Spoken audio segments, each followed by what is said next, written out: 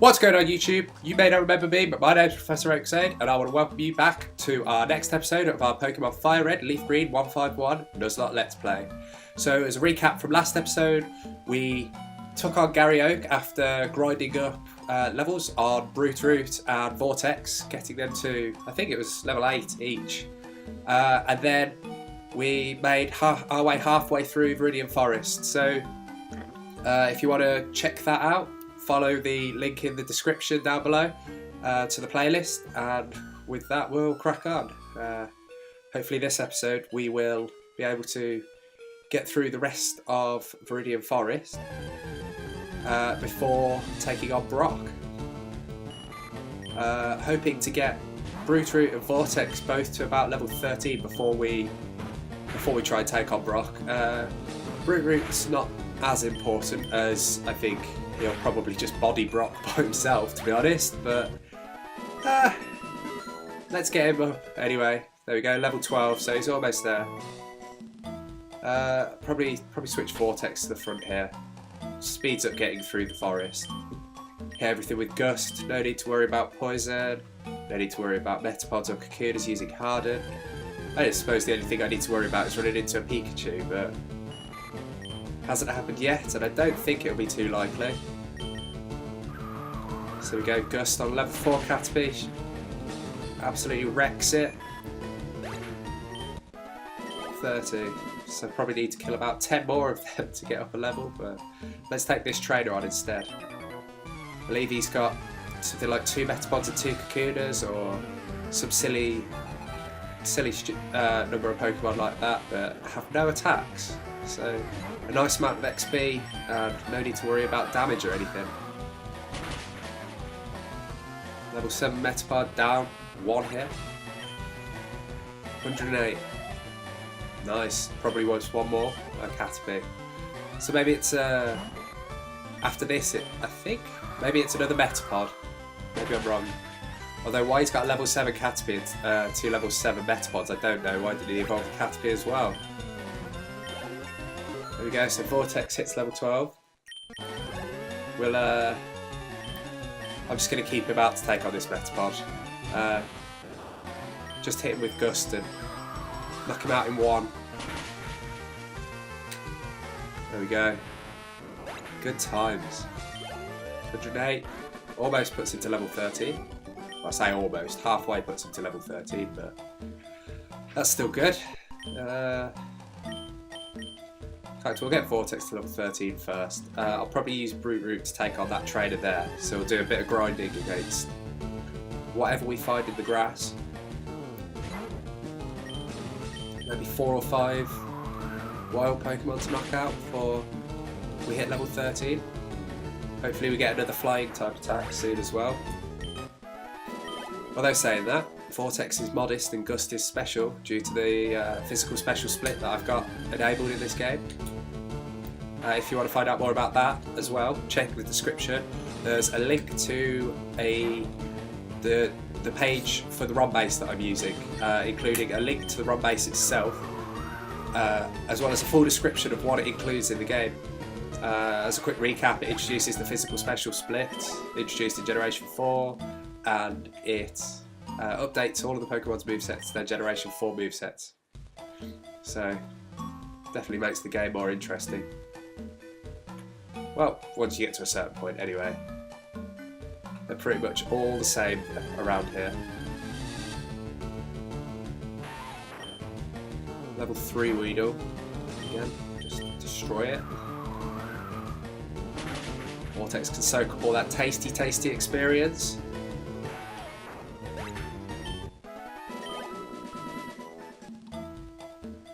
And we'll carry on. I'm going to train just underneath him. Play it risky.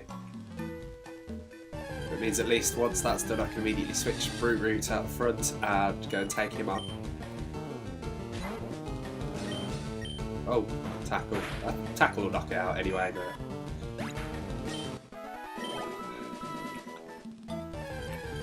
Oh, nice. Immediate encounter. Level 4. The slow art of grinding up levels. 29 experience. Oh, one more. One more and we'll be good. We can carry on. Come on. A Kakuna, that'll definitely get us up a level. So let's hit that with Gust. Awesome.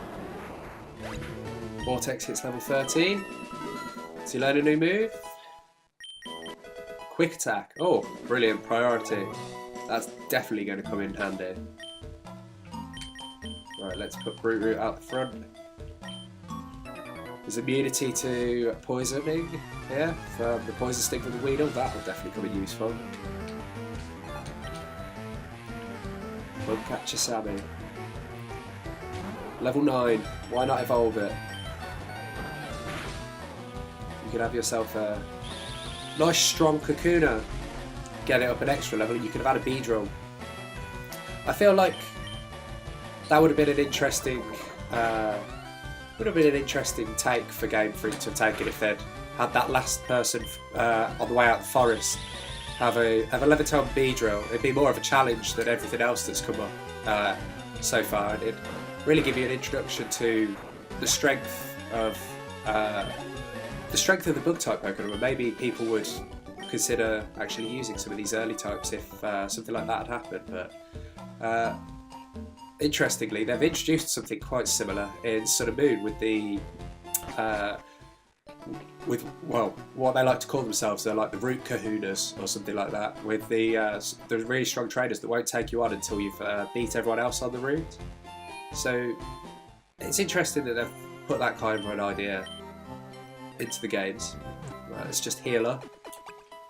Probably don't need to buy any more potions. Picked up 2 in that forest, and I don't think I used any, so...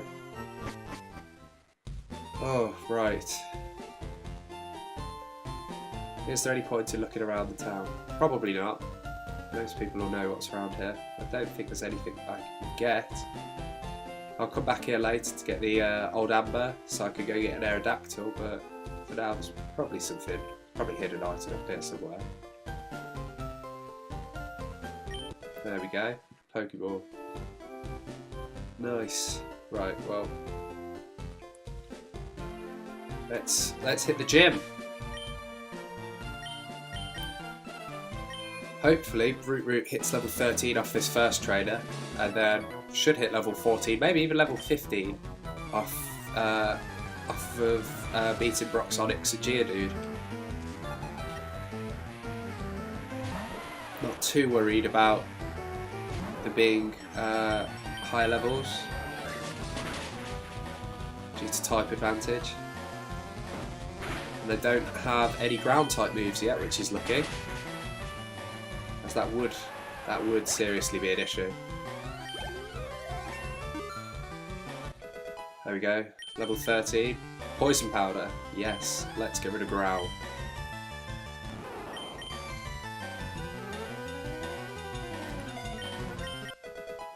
Does he also learn Stun Spore? Sleep Powder. Right.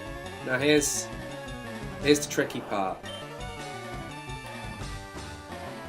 I don't think I'm going to keep Poison Powder. I think I am going to keep Sleep Powder instead. I feel it's more useful in the long run. But it's going to learn Stun Spore here as well. Oh, okay. Must learn Stun Spore at a later level. Well, let's knock this Sandshrew out. That'd be a fun Pokemon to use in this playthrough, the Sandshrew.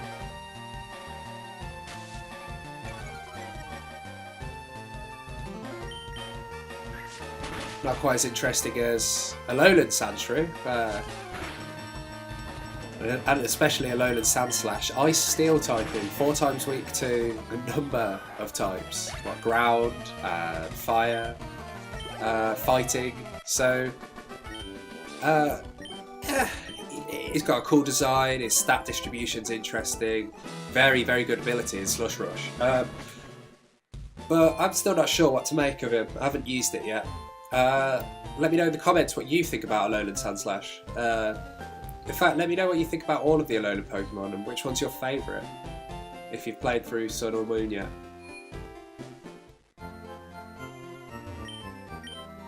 Let's heal up before we take on Brock. Probably not necessary, but to Nuzlocke, so I'm going to take every precaution I can. Probably try and set up a Leech Seed, although there's not really much point against Geodude, as I'll probably knock it out in one. Definitely have the advantage going for me here, what with both Geodude and Onix both being half ground, half rock. 4 times weakness to grass. It's nice to have the advantage. I guess I can see why Gary decided to take that Charmander after all.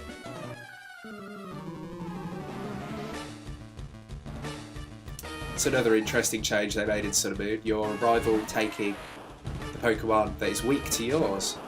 So Hal takes, if you choose Litten, he takes Rowlet. If you take Rowlet, he chooses Popplio, and if you take Popplio, he chooses Litten, which is distinctly different from the usual route that they go down. Not sure I like the change, to be honest. Definitely took some of the challenge away, although his Alolan Raichu is definitely difficult to deal with if you're not prepared. I'd have probably, if I'd been Nuzlocking Pokemon Sun, I'd have definitely lost against his Raichu. Insane amounts of speed. Right, here's Onix. I'll probably set up a Leech Seed against him. Bind. Well, let's hit him with a Sleep Powder to start with. Glad that hit. 75% accuracy, but it's always going to miss when you need it to hit the most. Let's hit a Leech Seed. Hopefully that'll mitigate the bind damage.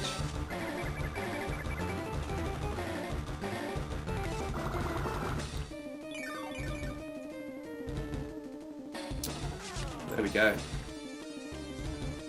And oh, oops. Oh well, let's try Leech Seed him again, even though it's gonna do nothing. At least it says he evaded the attack, rather than telling me that I'm an idiot and he's already seeded. Well, let's see. Goes for another bind. Bind Whip should take him out. No? Well, the Leech Seed damage, hopefully knocks him out here. Yes, it does. Right. That's Brock down. Nice and easy. Level 15 for Brute Root. Trying to learn Takedown. Well, let's give him a Tackle. Give him some more powerful moves. That's for certain.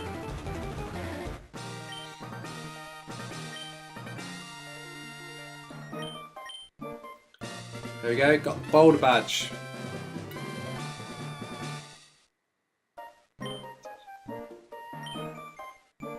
So that's an interesting thing. In the original games, each of the badges that you got actually gave your Pokemon an increase in their stats, effectively. It was only ever a small increase, but I don't know that it was ever carried over to these games. Nobody ever really, until the games were decoded and people went through it, nobody really knew what actually happened and whether they did give a boost. And the thing was, they only gave a boost within the core gameplay, so your Pokemon did actually get stronger as you got more and more badges. But it didn't carry over to the online play. Well, it wasn't online play at that time, I guess it was link cable battles, and it never actually carried over to them. So most people never really saw the effects of getting the other badges. So let's carry on over here. Get the running shoes. Oh, OaksAide, I'm glad I caught up to you. I'm ProfessorOaksAide. No, you're not. I'm ProfessorOaksAide. I've been asked to deliver this, so here you go. I got the running shoes. At last. Must be going back to the lab. Well, I'm not going with you. See ya. The letter attached. Oh, from Mom. Thank you very much. Why couldn't you give me them when I was in Pallet Town? Let's get Vortex up front. He's the lower level. We can do some leveling here. Also, she has 3 Pidgeys, and I don't really want Brute Root to be to be hit by a gust at all. Okay, so level 9, so let's hit it with a quick attack. Nice. Critical hit vortex, thank you very much. Take it down in 2 rather than 3, take as little damage as possible. Keep you alive to, keep you healthy, even not alive. To keep you healthy to take on the rest of the route. Quick attack, gust takes down, oh, nothing. Barely anything.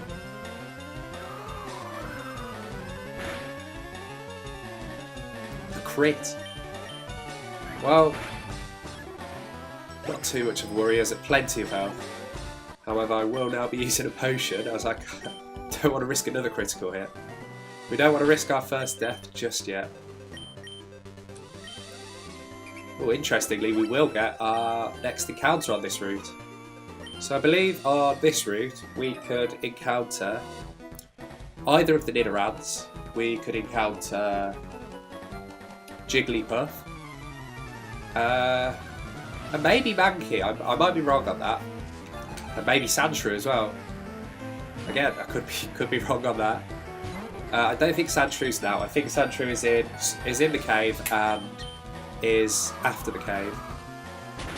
After Mount Moon.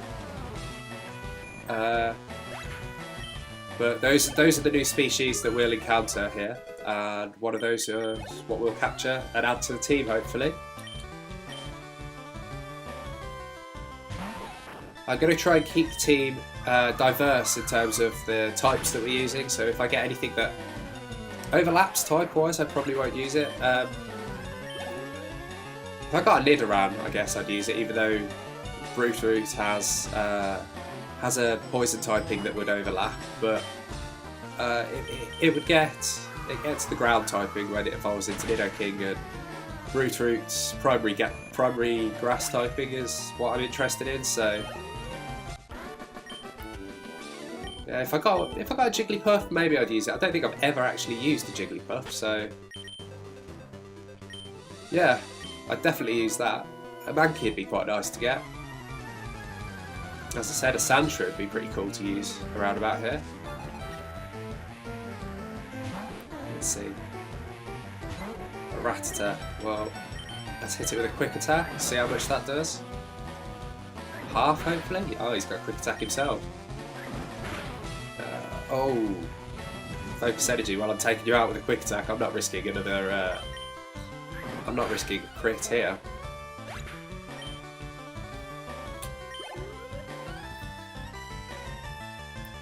How to use Ekans. We risk the poison, but I don't think it'll hit. Guess we'll find out.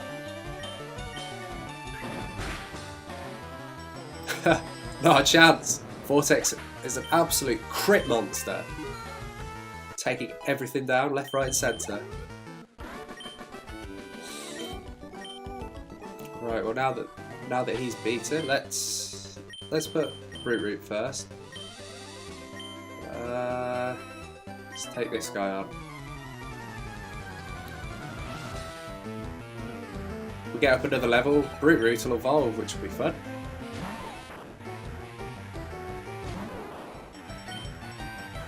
Let's hit with a takedown.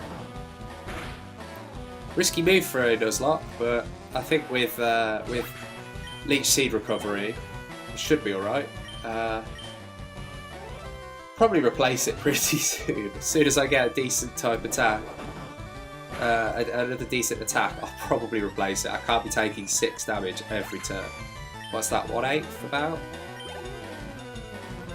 I can't remember whether the recoil is based on the damage you dealt to them, or whether it's a set amount. I think it's based around the damage that you dealt to them. Let's hit it with a Sleep Powder.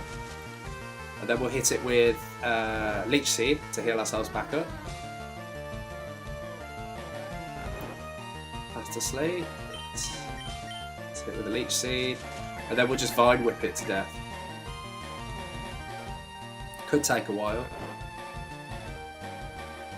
Oh, Shed Skin. Lovely. Should I hit it with another Leech Seed? Not Leech Seed, Sleep Powder. think I will. Oh, no, I won't. Right, well, it's got its first hard enough, but... Oh, well, let's hit it. Let's hit it with a Vine Whip. Let's see how much that does. Oh, God. Nothing. Right, I think I'm going to have to hit it with a takedown, unfortunately. At least we got some health back off it. And, because it's got lower health, the takedown shouldn't do as much recoil to us. Although if it hits... No, I think it is based on how much damage you do to them then. Okay, that's nice. The amount of damage that I took off takedown's recoil is the exact amount that I've just healed off from Leech Seed, which knocks out the Kakuna, so the perfect amount. So we'll grab that. That's a Metapod. I don't want to deal with that again. I'm just going to hit it with a Gust and be done with it. So there we go, Metapod, hit it with Gust.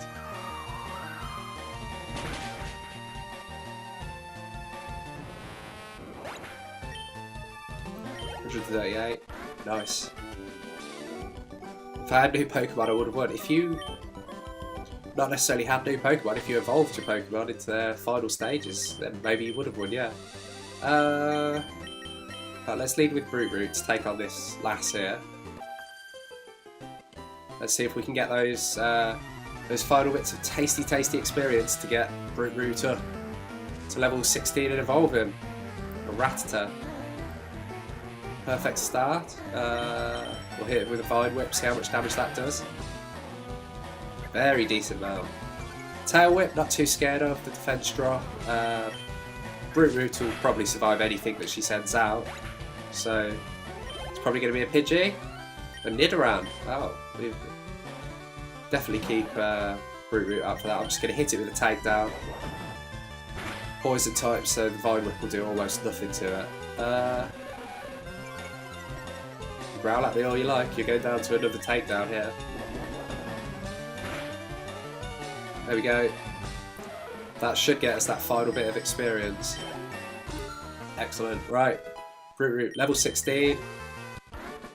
Should evolve once we get past this dialogue.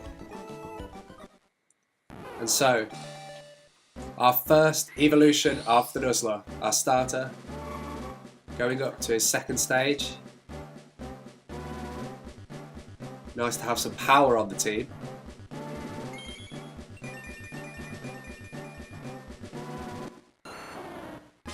Congratulations, Brute Root evolved into Ivysaur. Well, now that we've done that, let's switch Vortex back out the front. Let's go take on him. Oh, let's pick up this berry here. An Oran berry. Why not? Let's... Oh, not use. Let's give that to Vortex. No point saving it. When are we going to use it later when our Pokemon have more than 40 HP? So, youngster Calvin sends out Spearow. This was why I didn't want to take him on with Brute Root. We'll hit him with a quick attack and see how much that does. Oh, Vortex.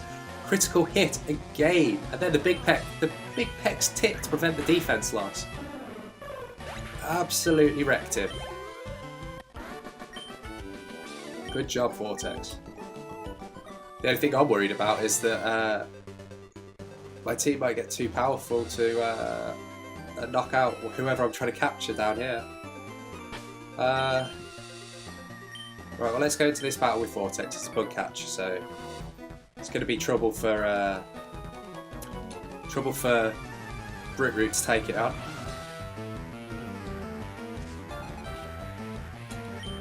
So Bug Catcher James sends out Caterpie, which we will destroy with one Gust.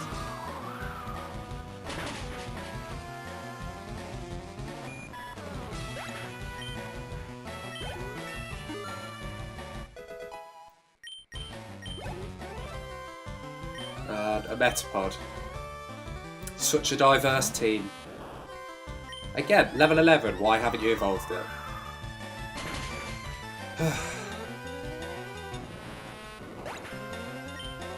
Does almost feel unfair. So unlike dinner, it's interesting to say. Whoa. Right. Let's get our encounters for the route. Let's see who we are going to be adding to our team. Well, it won't be a Spearow, as we already have a Spearow. Zephyr's in the box. And only one level lower than that Spearow. Let's take another encounter. Another Spearow. Oh, watch here for Spearows and nothing but Spearows for the rest of the episode.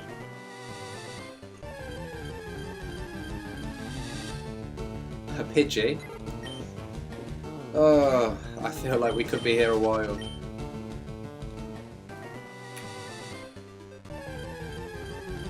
And Pidgey. We're not going to hit anything new in this episode. I could just tell.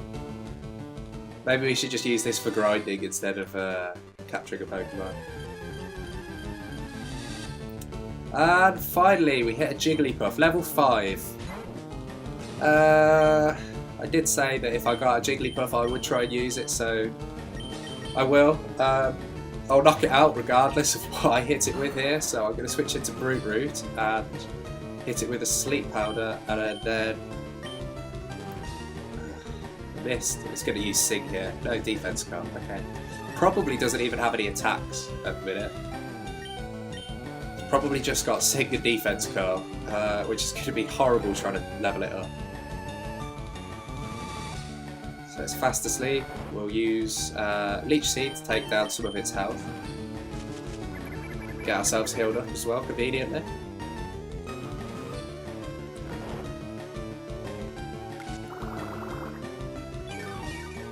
Gets us back 3. Right, well, I'm just going to start flinging Pokeballs and hope that oh. Maybe I won't just yet. Let's just spam Sleep Powder. I'm going to heal up before anything else anyway, so Sleep Powder, it being asleep, that'll definitely help our chances of capturing it, but with only 3 Pokeballs, I'm not sure I want to risk it until it's down at least below half health. It is only level 5, but it's a risky game to be playing. Here we go, Brute Root's back to almost full health. We'll just keep spamming Sleep Powder. In fact, actually, I might have to spam something else whilst it's asleep, so as to not waste all of the PP for Sleep Powder. There we go. It's around half health now. So after this turn, I'll throw a Pokeball and we'll see whether we get ourselves a Jigglypuff to add to our team.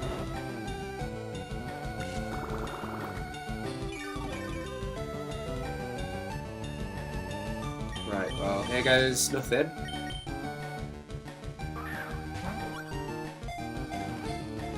One, 2, 3, and we've got it. Jigglypuff was caught. Right, well, what do we call Jigglypuff? In fact, let's have a look. It captivates foes with its huge, round eyes, then lulls them to sleep by singing a soothing melody. Well, we need to nickname it. I've got 2 nicknames that we could call it. First would be Kirby. I don't think, considering it's a female, I'm not going to go with that. I am going to go with, hopefully I've got space for it.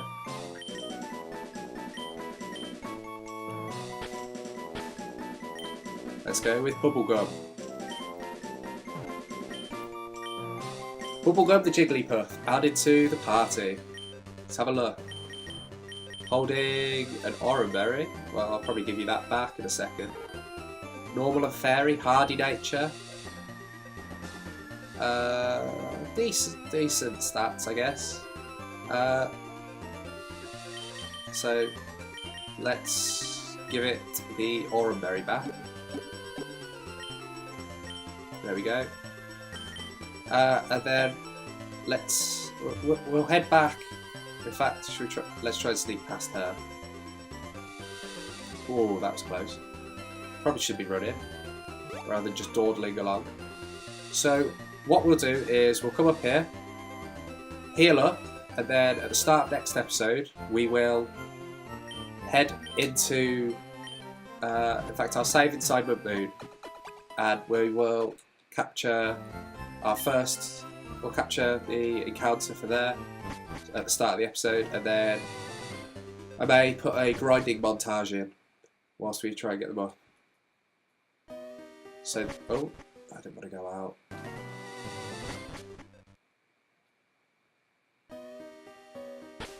So let's save here. And with that comes the end of our episode. Thank you very much for watching. If you enjoyed it, please click subscribe. Leave me a comment, let me know what you liked about it and what you want to see in the future. And keep training to become a Pokemon Master you know you can become.